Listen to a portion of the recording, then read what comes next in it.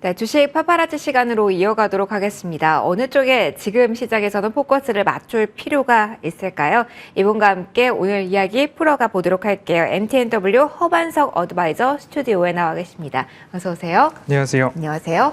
위원님, 저희 오랜만에 이 자리에서 맞습니다. 뵙습니다. 그래서 보통은 제 첫 질문이 테마가 뭔가요? 인데요. 오랜만에 뵌 만큼 주신 종목들에 대한 AS를 먼저 꼭 듣고 싶으실 것 같아서 AS로 오늘 코너 시작을 해보도록 하겠습니다. 일단 저희 가장 궁금한 종목이 이슈화되고 있는 측면에서 식량자원 저희 일단 커버하면서 나왔던 보라TR입니다. 표에 나왔던 종목들 흐름을 계속 추적하고 계셨다면 아무래도 궁금하실 것 같은데요. 전반적인 분위기와 함께 AS 고종목 보라TR 저희 받아봤습니다. 먼저 질문 드려보도록 할게요. 네, 보라TR 같은 경우에는 이제 연휴 지나가기 전 5월 23일 식량자원에 대한 테마를 우리 유심히 보셔야 됩니다라고 안내를 드렸습니다. 표를 하나 준비해 주셔가지고 제가 가지고 온 종목들을 보기 좋게 PD님이 만들어 주셨습니다. 뭐 사료, 곡물, 설탕, 원당, 그리고 커피, 원두 6개, 수산물 등등 해가지고 쫙 있는데 이 표를 살펴보신다면 5월 중순부터 지금까지 이 표 안에서 상승하지 않은 종목이 손에 꼽을 정도입니다. 뭐 대주산업, 신성홀딩스, 한일사료, 미래생명자원, 대한제당, 롯데웰푸드, 한국 맥널티, 보라TR 이렇게 말씀을 드리면서 쭉쭉 말씀을 드렸고 그 이후에는 수산물 관련해가지고 후쿠시마 원전에서의 오염수 방출에 대한 이야기 때문에 우리나라에서 소금 관련된 주나 아니면 수산물 관련된 주, 그다음 6개까지 포함을 해서 마니커, FNG 등등 해서 대부분의 종목들이 많이 올랐는데요. 이 종목들이 잘 갔습니다라는 거에 방점을 찍으시면 오늘 종목에서 또 헛다리를 짚으시는 겁니다. 이제 다시 한번 생각을 해보시면 무엇을 보셔야 되느냐? 다시 옛날로 돌아갑니다. 반도체 좋았고요. 자동차 좋았고요. OLED와 IT 좋았고요. 그리고 나서 식량자원 보셔야 된다라고 말씀을 드린 이후에 다시 제가 어디까지 보셔야 되느냐? 종지부에는 꼭 이 섹터를 넣었습니다. STO, 토큰 증권 관련주까지도 보셔야 됩니다라고 이렇게 테마와 섹터를 구분해서 쫙 열거드린 다음에 이 섹터들이 순환합니다. 자동차, 반도체, IT, OLED, 식량자원, 지금은 또 자동차의 자율주행 그리고 리튬 관련된 주까지 돌아가고 있습니다. 그러면 식량자원이 많이 올라갈 때 제가 식량자원을 오픈 채팅방에서 강조를 드렸느냐? 아닙니다. 오히려 다른 쪽 이제 보시면 좋겠습니다라는 이야기 드렸습니다. 단편적인 예로 삼성 SDI를 1월 달에 매수해서 3월 초 입에 80만 원 이상에서 매도를 하고 그 시기에 모두가 다 2차 전지가 좋다라고 할 때 반도체 보시면 좋겠습니다라고 말씀을 드리면서 ISC와 아비코전자를 말씀드리고 ISC와 아비코전자가 막 올라갈 때는 다시 삼성 SDI 보셔야 됩니다. 이렇게 시장의 이목이 쏠렸을 때 그 종목에 추격하는 것이 아니라 시장의 이목이 쏠렸을 때 다음 차례는 어딜까라고서 빈집을 노리는 전략으로 앞으로도 이 순환매를 잘 활용하시는 매매가 필요하겠다라는 말씀 드리고 싶습니다. 그러면은 저희 보라TR을 일전에 받아본 바 있습니다. 오늘도 신고가라서 그러면 이 종목의 수익을 확정하고 이쪽은 안 볼 때라는 말씀이신지 아니면 더 들고 가도 되는 영역에서 저희가 있다라는 말씀인지 그 포인트 정의 부탁드려요. 네, 목표가를 일단은 크게 드렸습니다. 네. 15,000원을 드렸고요. 15,000원이 오늘 다행스럽게도 터치가 되었기 때문에 목표가 달성이라고 찍힌 종목들은 일단은 절반 정도의 비중은 실현해 주시고 수익 실현해 주시고 그리고 보라TR을 구체적으로 봤을 때에는 적어도 13,000원 라인은 이탈하지 않아야 되겠습니다. 13,000원 라인이 이탈하지 않는 선에서 보라TR은 남은 절반 또는 남은 3분의 1 비중의 비중만 가지고서 재차 반등이 나올 것인가 살펴보시면 좋겠고요. 목표가를 드리는 종목들에 있어서는 목표가에서는 1차적으로 절반 이상의 수익은 실현한다라고 주식 파파라치를 보시면 좋겠습니다. 알겠습니다. 일단 목표가 터치가 나왔으니까 절반은 수익을 확정하자라는 AS까지 해주셨습니다. 13,000원 지지되는지 여부도 계속 추적해보자라고 이야기를 해주셨고요. 제가 그래서 계속 선제적으로 저희한테 아이디어를 많이 주시잖아요. 그래서 살짝 오늘 테마는 뭔가 제가 이렇게 먼저 대본을 살짝 봤습니다. 그런데 위원님, 식량 자원 관련주를 오늘 이 자리에서 한 번 더 가져와 주셨더라고요. 저희 시간이 충분하지 않기 때문에 이 포인트를 좀 압축해 보도록 하겠습니다. 오늘도 식량 자원 테마에 집중을 하신다고 하면 어떤 포인트가 추가된 건지, 그리고 어디에 중점을 저희는 둬야 되는 걸까요? 네, 추가된 포인트라기보다는 여러분들께 매매 패턴을 조금 설명을 드리고 싶은데요. 매매 패턴이라고 한다면 제가 신성 ENG나 KEC를 말씀드렸을 때 올라갈 때 말씀드린 게 아니라 쉬고 있을 때 말씀을 드렸습니다. 그러면 오늘 같은 시장에서 반도체와 자율주행과 리튬 쪽으로 시장에 수급이 쏠리면서 식량 자원 쪽에서는 매도가 나오고 있습니다. 그러면 식량 자원의 매도가 또 일주일, 2주 정도의 쉬어감 이후에 다시 한번 상승이 나올 수 있겠다라고 생각되는 종목들이 있을 수 있습니다. 뭐 오염수 방출에 대한 부분들이 있을 것 같고요. 라니냐, 엘니뇨에 대한 이야기들이 나오면서 식량 위기에 대한 이야기들이 심심찮게 지속적으로 이야기가 나오고 있습니다. 그리고 이번 주 초에는 제가 캐나다 산불과 관련된 이야기를 드리면서 이런 이슈와 이야기들이 있을 때마다 테마는 순환하기 때문에 그럼 식량 자원이 오늘 신고가를 찍고 내려앉느냐, 여기서 직전 거래량을 돌파하고 모두가 차익 매물을 쏟아냈다라고 한다면 이 식량 자원을 이제 보지 않아야 되겠죠. 그런데 거래량이 가장 최근에 많이 터졌던 구간들을 한번 살펴보시고 거래량이 많이 터지지 않았고 상승, 신고가가 나왔음에도 불구하고 거래량이 많이 터지지 않았다. 그리고 실적을 열어보니까 실적이 괜찮을 것 같다. 그리고 브라질에 비가 온다면, 브라질에 무슨 일이 생긴다면 스타벅스 주식을 사라 라는 이야기를 심심찮게 들어보셨을 겁니다. 그러면 그 안에서 오늘 보여드린 이 표, 5월 23일부터 보여드리고 있는데요. 이 표 안에서 거래량이 직전 거래량을 돌파하지 않았고 아직까지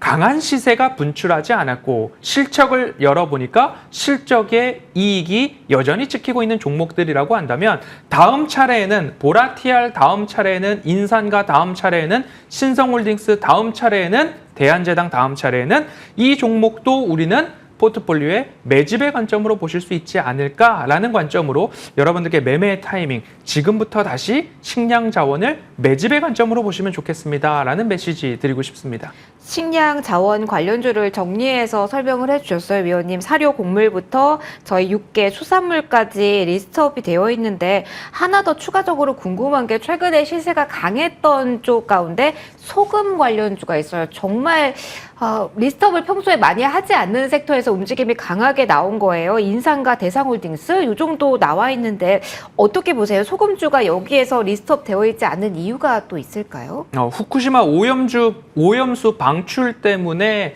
단발적으로 조금 나온 이슈가 아닐까 싶습니다. 뚜렷하게 뭐 인산과 같은 종목 같은 경우에는 주겸, 소금과 관련된 매출 비중이 확고하게 딱 나타나 있지만 그 외의 종목들에 있어서는 이 기업의 대표적인 매출처가 소금이다, 주겸이다, 천일염이다 라고 이야기하기에는 조금 무리가 있기 때문에 이러한 테마가 일어났을 때는 테마는 테마에 맞게 좀 적용을 해서 매매를 해야 하지 않을까라고 말씀을 꼭 드리고 싶으니까요. 내가 우연치 않게 이 테마를 따라잡았다. 이 테마를 따라잡았는데 가장 대장주는 설탕에서는 대한제당이었고 소금에서는 인산가다라고 정리할 수 있겠습니다. 그럼 하나 더 궁금한 게요. 사료 곡물부터 커피 원두까지는 사실 기상 이후 관련해서 이슈화가 되고 있는 건데 유가 수산물과 같은 경우는 후쿠시마 오염수 방류와 관련해서 묶여서 움직이기도 하잖아요. 그렇습니다. 그 시선은 저희 어떻게 정리를 해야 될까요? 지속적으로 오염수가 방출될지 않을지에 대한 이야기는 아직 확정된 것 없고 일본 정부가 방출을 하겠다고 그림을 그려놨지만 일본 어민들까지 나서가지고 방출하면 안 된다라는 이야기가 있고요. 방송 들어오기 직전에 보니까 우리나라에서도 과학적으로 확신이 들기 이전까지는 방출에 대해서 또는 수산물 수입에 대해서 결정하지 않겠다라는 이야기가 정부에서도 있었습니다. 그렇기 때문에 후쿠시마 오염수 방출에 대한 거는 진짜 방출이 될 때까지 살아있는 테마다라고 보시고 대응하시면 좋을 것 같습니다. 알겠습니다. 다른 모멘텀도 있으니까 6개 수산물까지는 보는 게 괜찮겠다라는 아이디어 함께 해주셨고요. 저희 마감 이후에 보라티아를 이을 또 다른 종목 소개를 시켜드릴 테니까요. 조금 더 기다려주세요. 일단 오늘장 저희 마침표 찍어야 될 것 같습니다. 양대지수 어떻게 마무리가 오늘 될까요? 플러스권에서 마감 대기하고 있습니다. 수급적인 외국인 쪽에서의 변화가 나왔고요. 오늘 원달러 환율이 1270원 선까지 가파르게 떨어졌다라는 게 가장 큰 특징입니다. 매크로 측면에서 FOMC 앞둔 자리에서 강력한 오름세가 나타났는데요. 지수의 특징, 환율의 모멘텀, 그리고 종목들에 대한 이야기까지 잠시 후 정리해 보도록 하겠습니다. 이렇게 6월 13일 화요일장은 문을 닫도록 하겠습니다.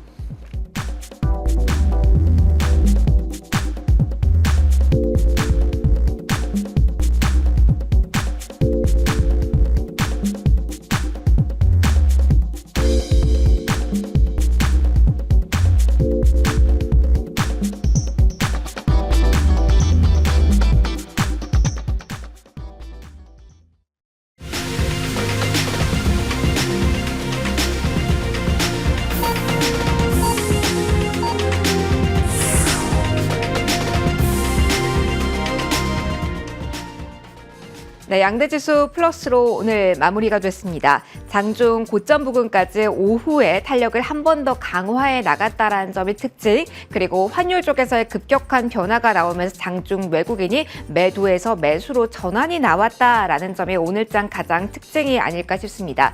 오랜만에 다시 한번 반도체 투톱에 대한 외국인의 러브콜이 들어온 상황에서 소부장 쪽까지 강하게 움직임 나왔고요. 특히 코스닥 쪽에서는 에코프로 그룹주의 강세가 전반적으로 투심을 자식한 모습 도 확인이 되었습니다. 하나씩 자세한 내용 살펴보도록 하죠.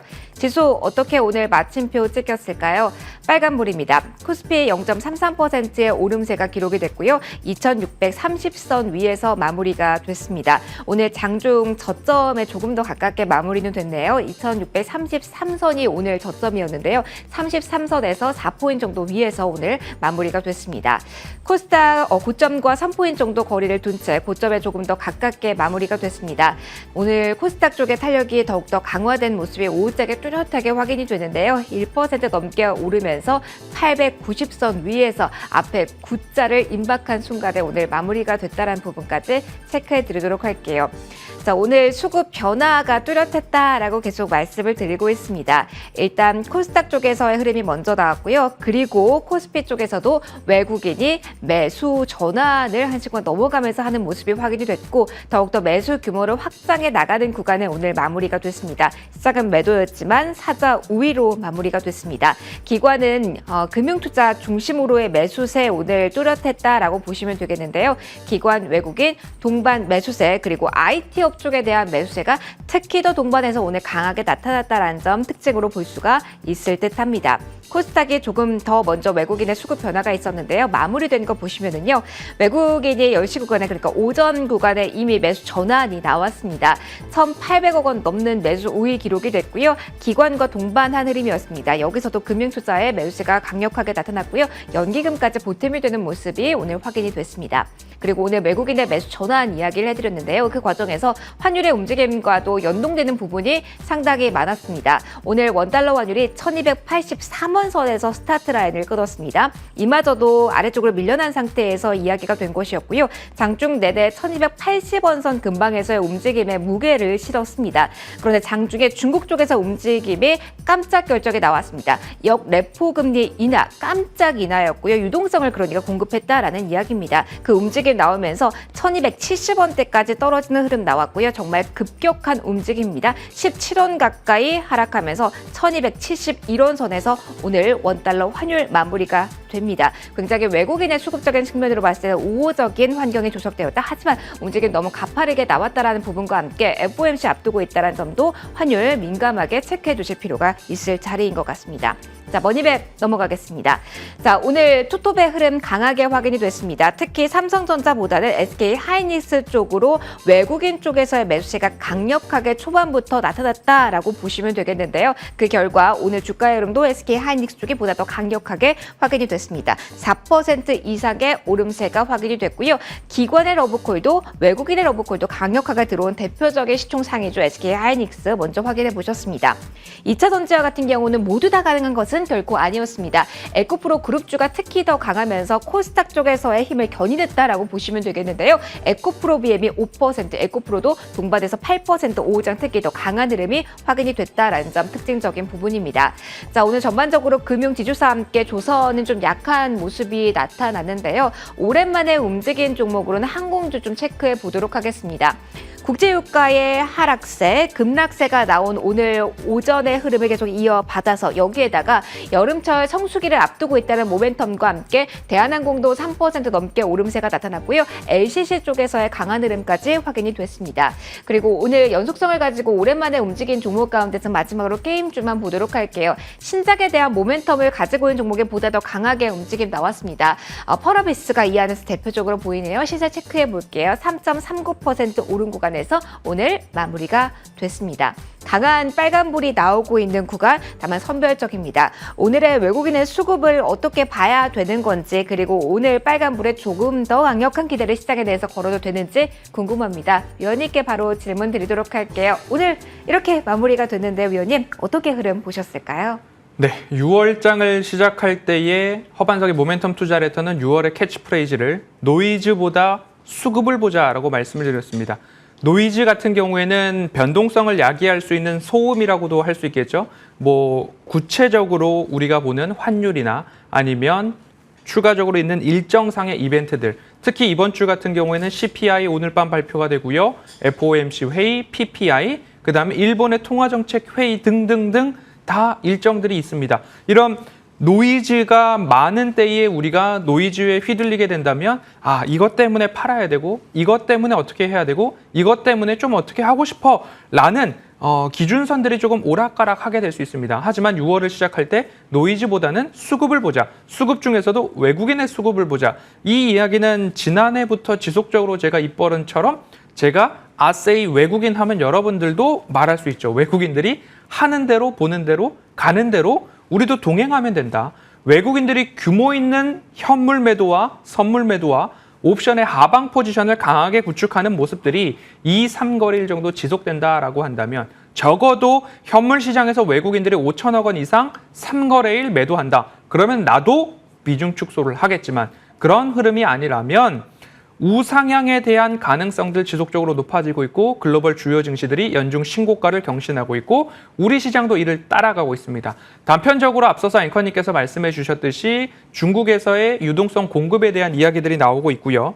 그리고 미국에서는 견조한 고용 때문에 경기 침체가 보다 멀리 있을 수 있다라는 시장에 대한 반응들이 하나하나 나타나고 있습니다. 그러면 우리 시장 기준으로 봤을 때는 외국인들의 매집이 잘 되어 있는 종목들 중심으로 상승 탄력이 높게 나오고 있고 다음 달 1일 발표되는 ISM 서베이, ISM 제조업 지수를 시작으로 해서 바닥을 딛고 반등하는 모습들이 나타난다면 제가 기다리고 바라고 고대하고 있는 상승 탄력도 가장 높은 3번 구간이 오게 된다라는 이야기 드리고 있습니다. 그러면 이러한 시황을 중심으로 보았을 때 우리는 어떤 전략을 유지해야 하느냐? 주식 비중을 지켜가야 됩니다. 지금 같은 시장에 이제는 순환매를 따라가는 것은 순환매용 계좌의 비중을 따로 띄워 놓으시고 지금 같은 시장에서는 외국인과 기관의 매집이 잘 되어 있는 종목들 중심으로는 스트롱 롱, 주식 비중을 절대적으로 줄이지 마시고 상승이 끝나고 조정이 2거래일 이상 나온다. 오히려 그때 매도하는 게 더 낫겠다. 그러니까 주식 비중 꼭 유지하면서 가는 전략 이어가시면 좋겠습니다. 계속해서 시작에 대해서 긍정적인 뷰를 저희와 공유해주고 계십니다. 자, 그런 상황에서는 종목에 대한 이야기도 깊이 있게 들어가 봐야겠죠. 저희 식량 자원 관련된 이야기를 장 마감 전에 하고 있었습니다. 그럼 위원님, 지난번에는 보라티알 중심으로 이야기를 해봤잖아요. 이번에는 어떤 종목에서 그 가능성을 보셨을까요? 네, 힌트를 잠시 전에 드렸죠. 브라질에 비가 오면 스타벅스 주식을 사라.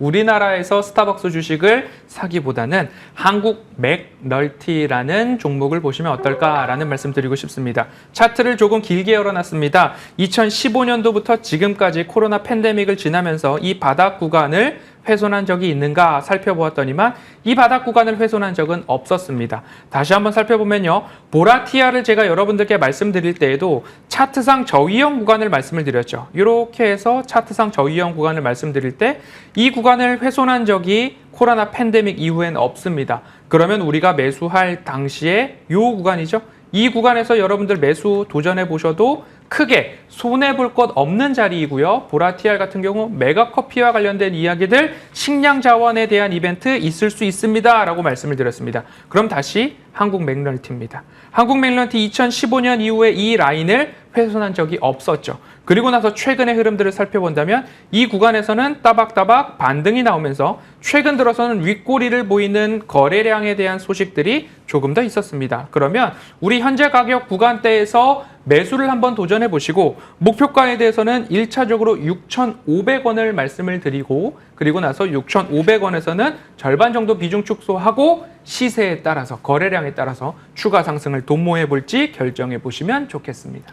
그러면 아래로의 기준점 설정은 필요 없을지 어떤 구간에서 매수하면 좋을지 매수가 손절가 같이 들어볼까요? 네, 5,800원과 가장 가까울 때 매집의 과정으로 보시면 좋을 것 같아요. 5일선을 쫙 지켜가고 있는 모습들이 나타나고 있기 때문에 아래 꼬리를 달고 5일선과 붙었을 때는 매수에 대한 구간으로 여러분들 대응해 보시면 좋겠고요. 5,900원에서 5,800원 사이가 될 것 같습니다. 그리고 손절가에 대해서는 5,100원이 연중 최저점 구간대인데요. 5,100원까지 내려갈 때까지 기다리고 있기보다는 오히려 한 5,600원 언저리 11선을 이탈하게 된다면 조금 더 쉬었다 가려나 하는 마음으로 5,600원을 손절 라인으로 말씀드리도록 하겠습니다. 알겠습니다. 위원님 지난번에도 커피였는데 이번에도 커피 쪽에 대한 관심 높으시네요. 관련된 포인트들 정리 잘 한 번 더 해보시면 좋을 것 같고요. 마지막 코너 함께해 주신 허반석 어드바이저와 저희 같이 인사드리도록 하겠습니다.